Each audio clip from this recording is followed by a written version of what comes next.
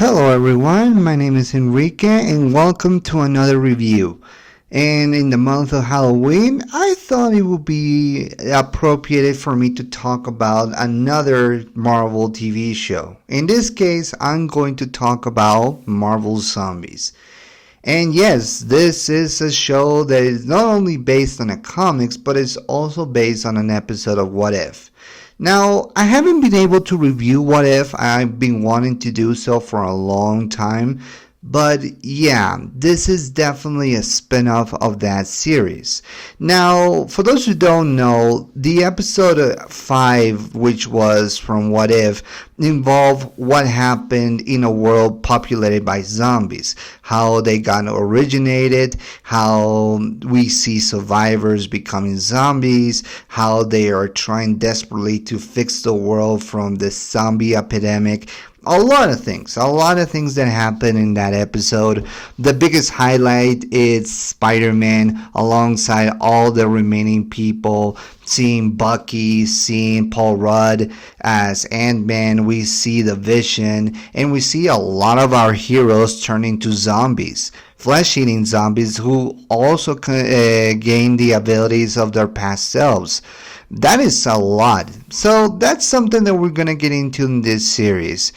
But yeah, needless to say, if you're a fan of the Marvel Zombies, I suggest you stop the video here if you don't want to be spoiled and you haven't seen this series.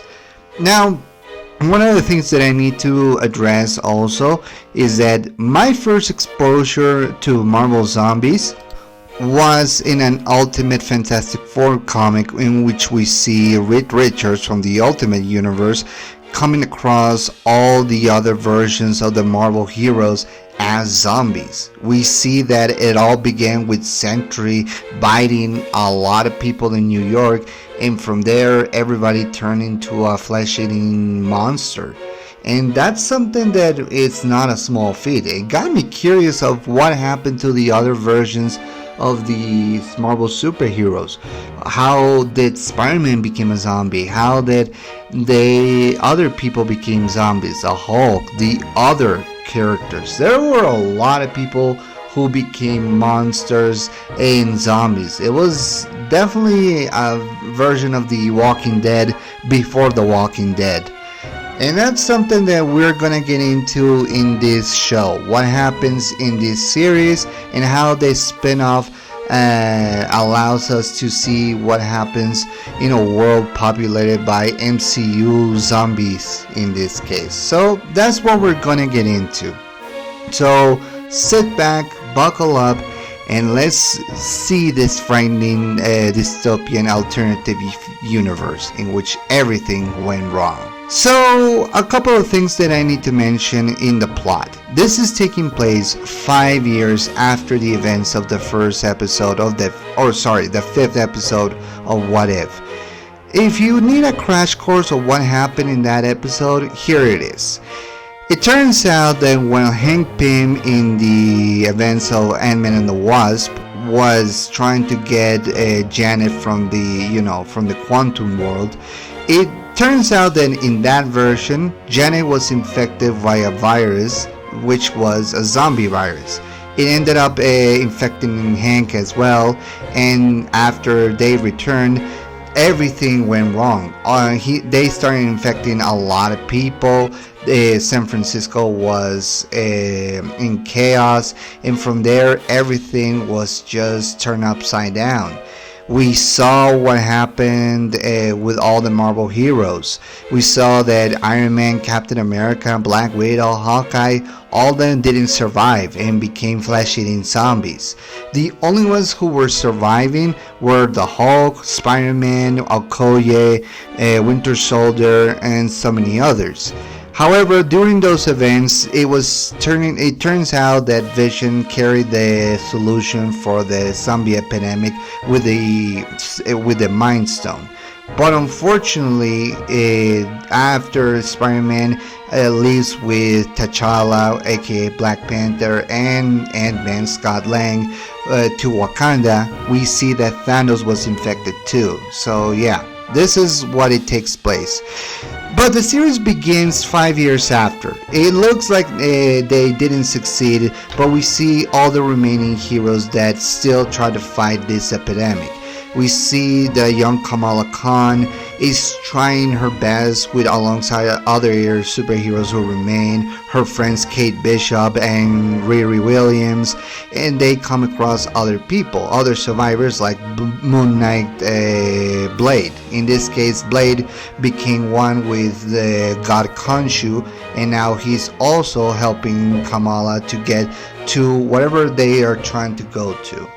It turns out that there's a transmitter that is from the Nova Corp, and if they find where they go or find a ship where they can take them out of space, it might help the solution to all their problems. So it's up to her and alongside other heroes like Shang-Chi, Kate, and a bunch of others like Red Guardian and Yelena, the new Black Widow, and other heroes to trying to find out the solution.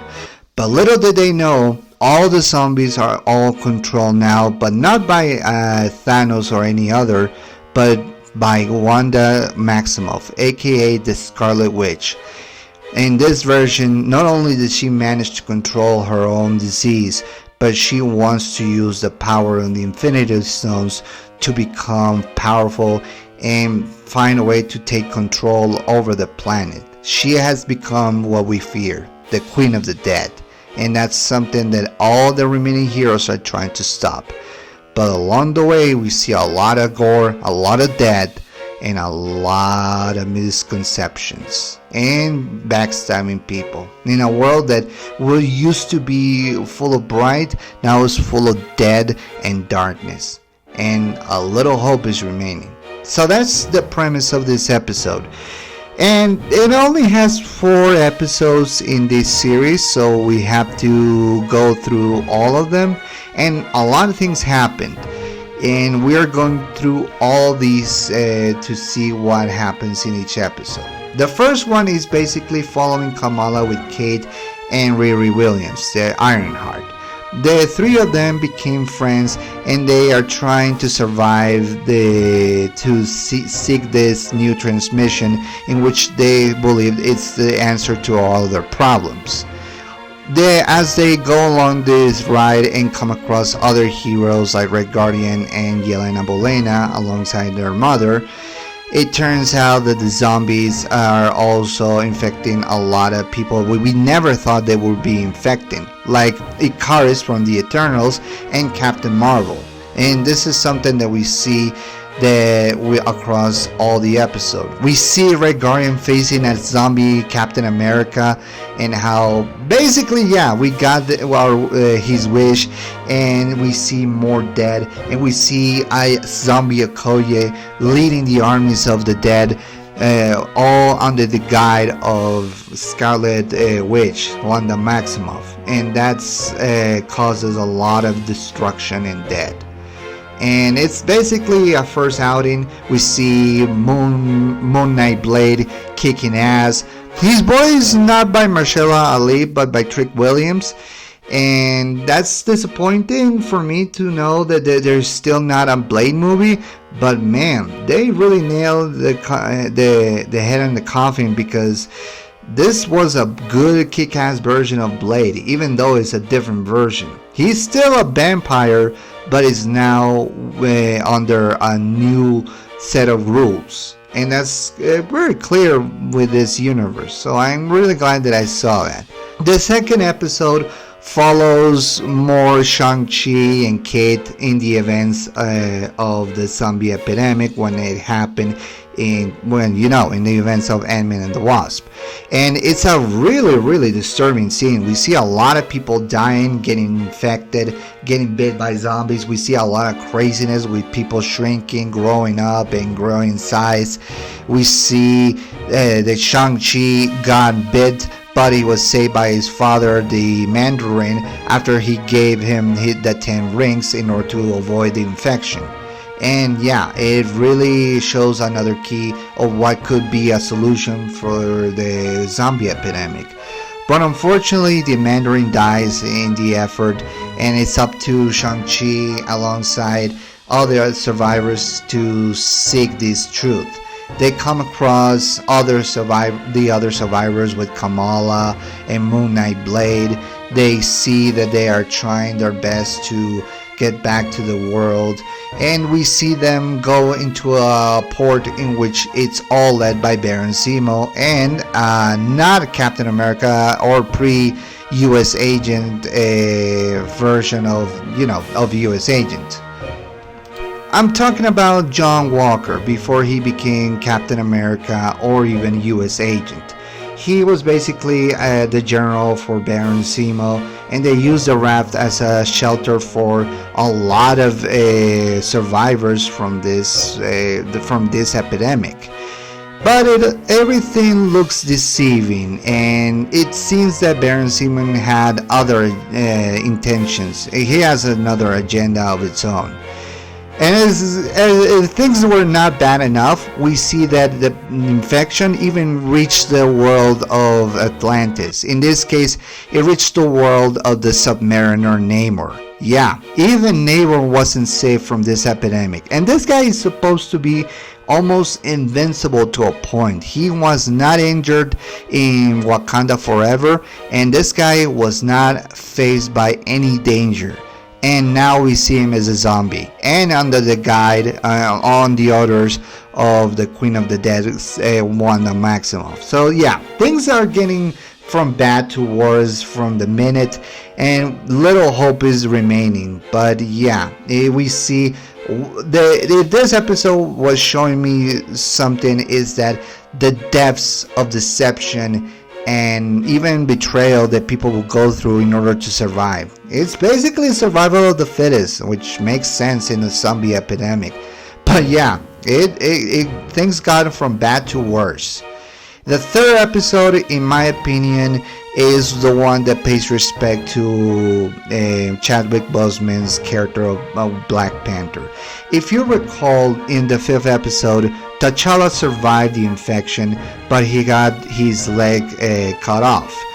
And that's something that we were worried about, because, with Chadwick Boseman dead, how are they going to narrate the events of, what happens when Spider-Man, Black Panther, and Scott Lang reach Wakanda and Thanos is there? That was one of the things that left us in a cliffhanger. So, in this, I should mention, the original plans for Marvel Zombies was for, Chadwick Boseman as T'Challa to narrate the events of what happened in that event. And it turns out that, but after he passed away, of course, they gave the lines to Spider-Man. Well, not Tom Holland, but the voice actor who replaces him in the animated version, in this case Hudson Thames, who you probably know by now with his role as Spider-Man in Your Friendly Neighborhood Spider-Man and in the episode 5 of What If, when he played Peter Parker. So he's the one narrating the events. We see that T'Challa sacrifices himself to defeat Thanos, but along the way we see a lot of heroes dying. We see Rocket Raccoon and Groot being decimated by a Thanos zombie. We see Thor getting defeated again. We see Spider-Man throwing Stormbreaker at Thanos. But not like in the trailers, he actually destroys the Stormbreaker. Oh my god, I love that weapon. I even have it in my home. So we missed an opportunity to see Spider-Man wielding the Stormbreaker. I mean, it's just kicking ass for me. But yeah, they managed to survive thanks to the help of some wizards from Kamartaj. We see that all the survivors, Kamala, Moon Knight Blade, Red Guardian, and all the others surviving and going to Asgard, New Asgard in this case. We see Valkyrie welcoming them. She knows Khonshu by nature, like they were friends or something, and that's surprising to me. We see that all the Asgardians in the planet still living in a hidden version of the new Asgard. Thor being depressed again, but not eating anything. So that's kind of a good thing.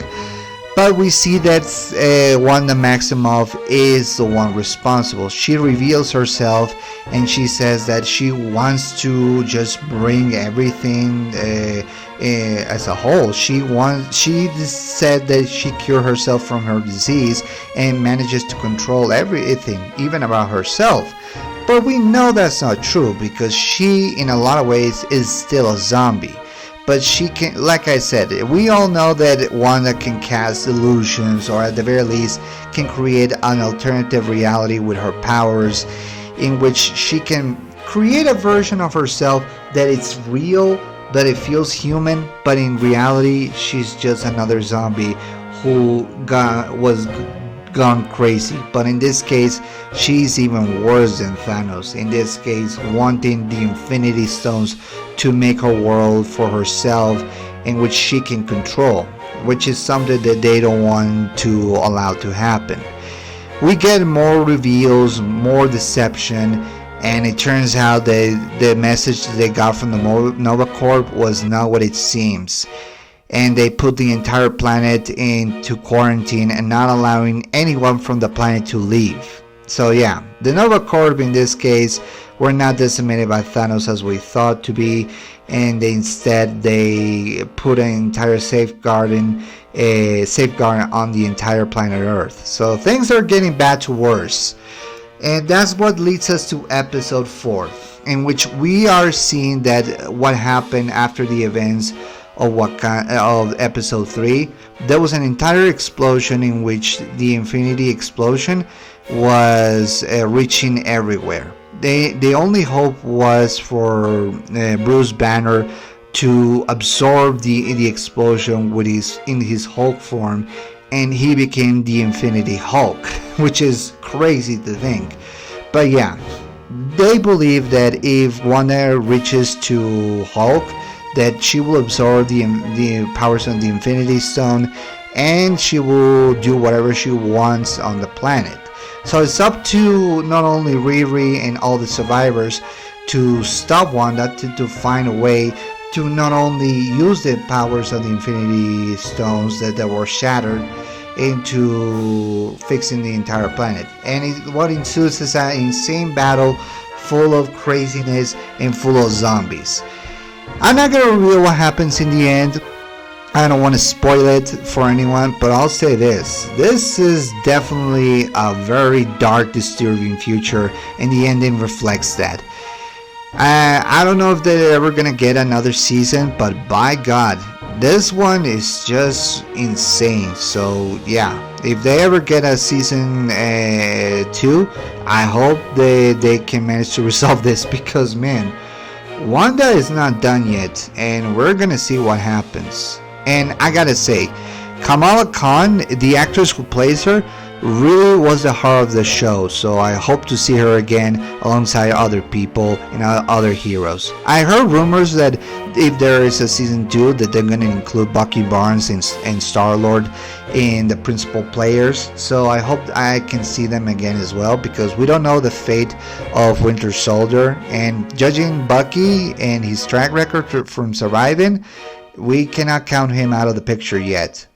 So I hope to see him very soon. Now let's talk about animation. The animation is clearly 3D animation, but trying to combine a little bit from the style of the MCU with a little bit of the concept art made by other artists. But yeah, if anything that you should take away from this animation is that it's not only 3D from What If, but it's brutal. It allows to show blood, dismemberment, a lot of death and destruction. This one is not screwing around. If What If was a little kid show that it feels sometimes, this was the hardcore version of What If. And we see references of What If all over them when we see the Watcher still watching this world but not able to interfere. So yeah, it's good to see Owatu still watching but not interfering, even though he has interfered a couple of times. But yeah, that is what I believe the animation. It's still What If standards, but it's improved when it adds more blood and destruction and gore. So that's what I actually like, especially in a horror picture. So overall, what I think about Marvel Zombies? Well, it's still animation that I'm still not fond of when it comes to What If. I mean, I do like the animation, but it at times can be a little flat and sometimes a little, how can I say this? Like it's trying to be too 3D and 2D at the same time, but not as successfully as in the Spider-Verse. But just because of that, I don't think this is still bad animation. This is actually good and is improved upon when they add more gore and blood. So I like that. The story is also interesting as well. It has a lot of heroes living and dying. The zombie versions are so creepy and disturbing. And yeah, I hope to see more of this soon, and I hope that we get another season because I would love to see more episodes of Halloween with the Marvel's versions of these characters. So yeah, I'm still hoping for another episode of Werewolf by Night Marvel, so please make that happen. But yeah, I enjoyed it overall. Is it a good show? It's hard to say, but a lot of people have fondness, and hey, I've seen the critical scores in Rotten Tomatoes, so I think there's still hope for this show, and I still believe that if they ever make a season 2, they should include more heroes and more action. So that's what I'm hoping. So that was my review, very short, but I really overall enjoy it. So, but what do you guys think? Do you enjoy Marvel Zombies? Do you think it's a waste of potential, different from the comics, or do you believe there's somewhere in between? Well, let me know in the comment section below, and I hope to see you next time in this Halloween month, because next time is going to be about ghosts, and I ain't afraid of no ghost. So, I've been Enrique, and I'll see you next time. Peace.